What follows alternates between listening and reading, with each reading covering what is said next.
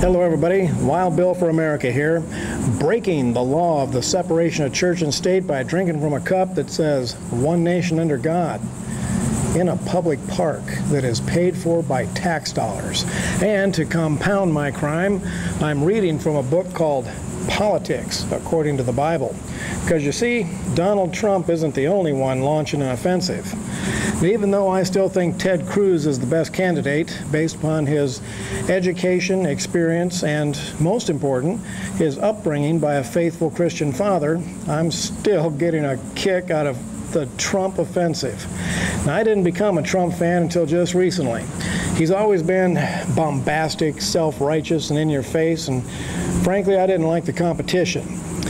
Now, Wayne Allyn Root made some good points today about Trump's self-funding. The good old boy cartel in Washington can't bribe him, and apparently can't blackmail him into submission as they appear to have done with the entire leadership of Washington, D.C. He made the point that Trump would do what Congress should have done a long time ago: vigorously investigate Obama, Hillary, Boehner, Reid, Pelosi, and the entire rat pack. And Trump would prosecute them, probably just for the fun of it. Oh, the minions of D.C. are really getting nervous. Eric Holder and Hillary Clinton are probably looking at serious prison time if they were ever the subjects of an impartial investigation. Mr. Obama's broken so many laws, I suspect he would flee the country if Trump gets elected, with Valerie Jarrett right behind him. And once those dominoes start to fall, it could lead to the collapse of the entire criminal enterprise that D.C. politics has become. At the very least, Trump is demonstrating to the GOP that they don't have to surrender and grovel before the anti-American left-wing media machine. And that in itself is a big step in the right direction. Now, the Christians of America have been praying to God to take action against these political scoundrels. Veterans have been roaring against the corruption. The Ron Paul people have been wetting their diapers.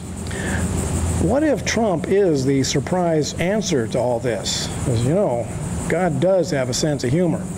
I was at the men's Bible study last night and mentioned that it would be nice to have a guy in the White House who knows how to make money instead of just take money. Now, one of the guys was not impressed with Trump. He said he'd like to hold up a map of the Middle East and challenge Trump to even name the countries. And I suggested that Allen West, Trump's probable Secretary of Defense, could certainly name them. That's the Henry Ford scenario. Mr. Ford, the famous automaker, was ridiculed for not being well educated, and he challenged his critics to ask him any question they wanted. They did. And they asked him some tough questions. And all Ford did was pick up the phone and get the answers from his staff. That's how a leader works, surrounding himself with the most knowledgeable people available. The exact opposite of what Mr. Obama has done. While I'm still pulling for Ted Cruz, who, by the way, is also known as Mr. 100% eligible under the Constitution, to win the White House. But in the meantime, I'm really getting a chuckle from watching Mr. Trump shake that tree in D.C. This is Wild Bill for America. Thanks for watching, and America bless God again.